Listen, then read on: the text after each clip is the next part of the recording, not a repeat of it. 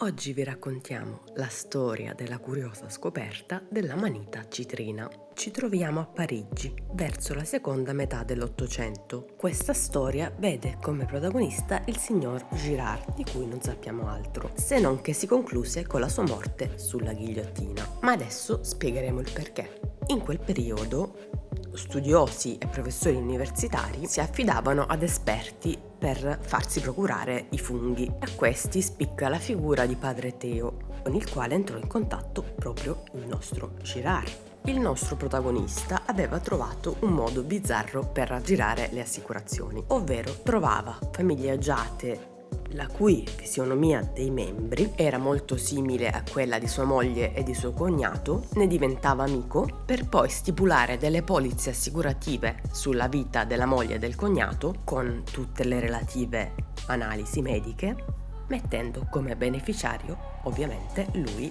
o uno dei suoi familiari. Una volta entrato in buoni rapporti con le famiglie che intendeva truffare, organizzava un grande banchetto, ovviamente come portata principale c'erano i funghi. Il suo affidato fornitore era proprio padre Teo, il quale gli forniva la tossica amanita falloide. Da questa cena ne conseguiva la morte dei suoi 9 amici e l'incasso da parte sua del premio della polizza assicurativa. La loro truffa andava a gonfie vele, anche perché gli effetti dell'amanita falloide, come abbiamo visto nel video dedicato, si manifestano molto più tardi, tanto da non destare sospetti sull'assassino. Ma un giorno le cose non andarono come previsto. Infatti Girard, tornato dopo un lungo viaggio, si apprestò a recarsi dagli assicuratori per riscuotere il premio delle sue ultime vittime. Ma questo gli fu negato, in quanto non era avvenuto nessun decesso. Così l'impiegato dell'assicurazione, insospettito dal fatto che Girard si fosse già presentato numerose volte a riscuotere i premi, avvertì l'ignaro assicurato e con esso anche la gendarmeria. E fu così che il nostro Girard venne smascherato e condannato alla ghigliottina. Quello che si scoprì era che in realtà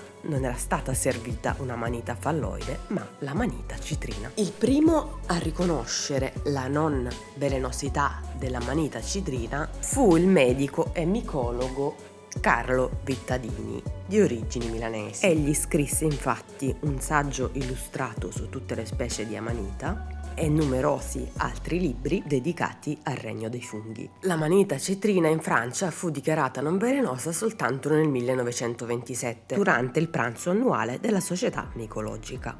Ma quindi l'amanita citrina è tossica o commestibile? Innanzitutto dobbiamo precisare che contiene dosi molto ridotte della tossina chiamata alfa-amanitina, che è quella che dà la maggiore tossicità all'amanita falloide. Ciò nonostante bisognerebbe mangiarne veramente tanta per stare male. Inoltre il suo sapore poco gradevole e l'odore rafanoide non lo rendono un fungo molto allettante dal punto di vista gastronomico. In alcuni soggetti sensibili sono stati dimostrati sintomi gastrointestinali incostanti. Per questo e per il fatto che può essere confusa con la letale amanita falloide, se ne sconsiglia il consumo. Ma vediamola ora nel dettaglio. Ha un cappello con una superficie di colore bianco sporco nella varietà alba, oppure giallo verdognolo o citrino. La caratteristica principale per riconoscerla sono proprio queste mappature presenti sul cappello, che sono come delle verruche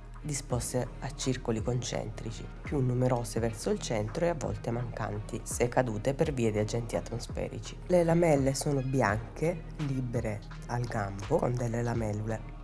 Anello e gambo hanno colore tipico bianco o bianco-giallino, così come la carne, anch'essa di colore biancastro. Così come la volva, dove presente, è di colore bianco. È un fungo molto frequente da trovare in Italia, fruttifica dall'estate all'autunno in boschi di conifere e di latifoglie. È gregaria, quindi è possibile trovarla in gruppi numerosi. E voi l'avete mai incontrata? Fatecelo sapere in un commento. Se vi è piaciuto il video e volete conoscere altre curiosità sui funghi, trovate la playlist Bosco e Sottobosco sul nostro canale.